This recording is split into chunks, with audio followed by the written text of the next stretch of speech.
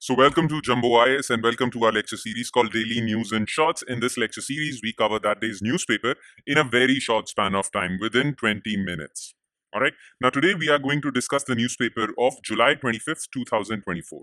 And there were quite a few topics or quite a few important news items that featured in today's newspaper. So, we need to discuss those items. Okay. So, let's take a look at the topics of the day that we are going to discuss in today's lecture. Okay, there are in total 5 topics. Let's take a look at them. Recently, Supreme Court actually gave a verdict on environmental release of genetically modified mustard, GM mustard. So what's that issue? We'll talk about that. Then, in this year's budget, capital gain tax was in the news and indexation benefit on the sale of property, the tax you pay on the sale of property. That is being discussed. So we'll talk about this. This is a complicated topic, so I'll explain it in detail. Then IndiaAI Mission was in the news because recently the first tranche of budget for Ministry of Electronics and IT for implementing IndiaAI Mission has been given to them in this budget. Okay, so we'll talk about IndiaAI Mission. Then Singapore has allowed lab-grown meat. The meat or the food is grown in the lab. It's not made up by slaughtering animals. It's actually grown in lab. So what are the benefits of lab-grown meat? We'll talk about that. And in the end, we'll talk about discovery of water on moon by China, especially China's Chang'e mission, Chang'e 5 mission. All right. So we'll discuss all these 5 topics. So let's start with topic number 1, which is the case of GM mustard. Okay. Now, recently, what was in the news? So, a 2-judge bench of the Supreme Court on July 23rd delivered a split verdict. Now, what do we mean by split verdict? Because it is a 2-judge bench, so one judge said something else and the other judge completely disagreed with him. All right? So it is called a split verdict. So there is no ruling because it is a split verdict, 2 judges disagreed. Now, whenever there is a split verdict, then the case goes to Chief Justice of India, who forms a larger bench, more than 2 people, to decide on the case. All right? That is how it is mentioned in the rules of Supreme Court. All right? But this split verdict was given with related to environmental release of GM mustard. Now, GM mustard, as you all know about GM crops, so genetically modified crops or GM mustard are basically formed by gene editing, as you can see, DNA editing of crops to add beneficial features. So in this case, in case of GM mustard, there are few genes that are added to the genetic makeup of a mustard crop, which improves its yield. All right. So it is known as GM mustard. Now, GM mustard was being released into the environment for further field testing. But environmental groups actually approached the Supreme Court and told them to stop the commercial release of or environmental release of GM mustard because they think that release of GM mustard in the environment would harm the environment. All right. But both judges actually agreed on one thing. Okay, they gave a split verdict, but they agreed on one thing, that the central government should come out with a national policy with respect to GM crops so that there are no future disagreements. All right. Now, what is important for you is to know what GM mustard is, genetically modified mustard. First of all, its technical name is DMH11. DMH stands for Dhara Mustard Hybrid. So GM mustard is actually called Dhara Mustard Hybrid 11. Okay, it was made by Center for Genetic Manipulation of Crop Plants, which is a part of Delhi University. Okay, now this Dhara Mustard Hybrid 11 actually contains the genes of mustard. Okay, so mustard crop is there, but in DMH11, mustard crop has 2 additional genes. 2 genes are added to this mustard crop. Normal mustard crop. In a normal mustard crop, 2 genes are added, which makes Dhara mustard hybrid. One gene is known as Barnase. Okay. The other gene is known as Bar star. Okay. After the addition of these 2 genes, mustard crops becomes more effective and its yield increases. Okay. By the way, a fun fact regarding GM mustard. GM mustard contains both male and female reproductive organs for plants. That is why it is a self-pollinating plant. GM mustard is neither male or female. It contains both organs. It's a self-pollinating plant. Okay. Now in 2015, this Center for Genetic Manipulation of Crop Plants at Delhi University sought the approval for GM mustard or DMH11 with GEAC. Okay. Whenever you create a genetically modified crop, you need to get it approved or you need to get it appraised by GEAC. So what happens is an institute or a research lab actually creates GM crop, then they send it to GEAC. Okay, what is GEAC? Genetic Engineering Appraisal Committee, GEAC. Okay, so if GEAC approves this, then this crop is sent to Ministry of Environment. And once Ministry of Environment finally approves it, then this crop can be released in the environment. Okay, then it's finally approved. Okay, so first step is to give it to GEAC, then GEAC recommends it to Ministry of Environment and Ministry of Environment releases it. All right, so that's what happened with GM mustard also in 2015. The Delhi University actually sent GM mustard to GEAC. GEAC studied it, and in 2017, GEAC recommended that this crop should be released environmentally. Okay, but various environmental groups actually approached Ministry of Environment, and they said this crop shouldn't be released. Therefore, Ministry of Environment actually sent the proposal back to GEAC for re-examination. GEAC re-examined it and sent it back to the Ministry of Environment, saying that it must be allowed to release, and that happened in 2022. Now, when Ministry of Environment got this recommendation from GEAC, Ministry of Environment accepted and GM mustard was ready for environmental release. But then again, environmental activists approached Supreme Court. Okay, and from then onwards, a case was on in Supreme Court. Environmentalists challenged the decision to approve environmental release in Supreme Court. Now, these activists actually argued two things. One, that the decision-making process of GEAC was not legal, they said. Okay, plus they also said that the entire process of approval violated the precautionary principle. Now, what is precautionary principle? Precautionary principle is generally used in environmental cases, which means that before releasing anything into the environment, you need to take a look at everything. Everything, what that thing would do to other species, soil, or anything. You have to observe utmost precaution while releasing something new in the environment. So these activists said that GEAC and Ministry of Environment actually did a precautionary principle. Now the case went to Supreme Court, and the two judges gave different views. One judge agreed with the environmental activists, the other agreed with the government. Okay, that was the entire issue. Just remember about GM mustard. What is it called? And the other thing is, what sort of genes are introduced into this? Okay. All right. Now let's move on to our next item, which is indexation benefit on property sale. Now, before understanding this or before getting into this news, you need to understand what is capital gain tax. Okay. Some of you might know about it, but for some of you who are new to this term, well, I'll explain it to you. Let's suppose in 2018, you bought a property, you bought a piece of for 2 crores. Okay. And you waited for 6 years, and in 2024, you found out that this property is now worth 5 crores. Okay. And you're in need of money, so you decide to sell that property. All right. So you bought the property way back for 2 crores, and now you decide to sell that property for 5 crores. Now, what would be your profit in this transaction? It will be 3 crores. Now, this 3 crores is known as your capital gain.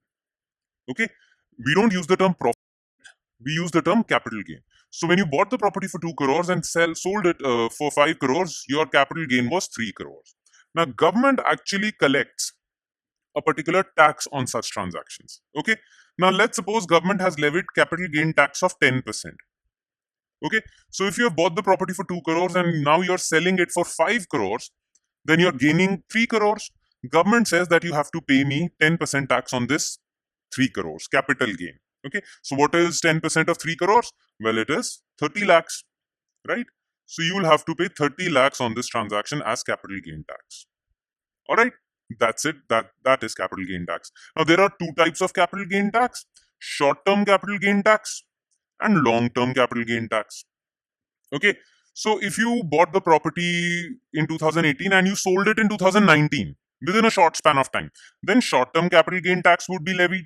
If you sold that property after a long period of time, at least more than 3 years, then long-term capital gain tax would apply to you. And rates for these two taxes are different. Generally, it is if I'm not wrong, 15% STCG and 18.5% LTCG generally. Okay. Now you know. Now here's the thing. Listen carefully. What happens is sometimes, let's suppose you bought that property for 2 crores in 2000. Okay. And uh, you sold it in 2024 after 20 years. Okay. And now it's worth 10 crores. Now you're wishing, or now you're planning to sell it. Now your capital gain would be 8 crores. All right. And let's suppose long term capital gain tax is 20%. That means for this transaction, you'll have to pay a tax of 1 crore 60 lakhs. Right? Because your capital gain is 8 crores and 20% of 8 crores is 1 crore 60 lakhs. All right. Now, government initially had given you a benefit so that your tax burden is less.